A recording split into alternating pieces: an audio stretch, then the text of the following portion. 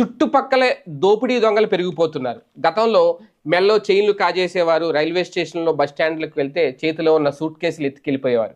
కానీ ఇప్పుడు డిజిటల్ దొంగలు పెరిగిపోయారు. మన ఖాతాల్లోకి వచ్చి దోచుకెళ్ళిపోతున్నారు. అలాగే తెలివితేటలు ఉపయోగించి కోట్లకు కోట్లు కొట్టేస్తున్నారు మరికొంతమంది కేటుగాళ్ళు. అలాంటి వాళ్ళే ఇప్పుడు బయటకొచ్చారు. వీళ్ళు సామాజిక సేవ పేరుతో ప్రజల దగ్గర నుంచి 1, 2 కాదు, దాదాపుగా 200 కోట్ల రూపాయలకు పైగా దోచేశారు.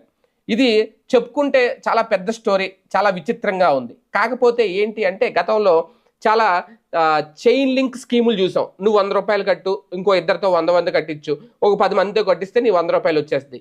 ఇలా మొదలుపెట్టిన స్కీములు చాలామంది ఇప్పుడు ఆ చైన్ లింక్ స్కీములు నమ్మడం మానేశారు. దాంతో వీళ్ళ కొత్తగా సామాజిక సేవ పేరుతో ఒక కంపెనీని స్టార్ట్ చేశారు. దానికి వీళ్ళు పెట్టిన పేరు టీపీఎఫ్ కంపెనీ, అంటే థర్డ్ పార్టీ ఫండింగ్ అన్నమాట. అంటే వీళ్ళు పెట్టిన పెట్టుబడి ఒక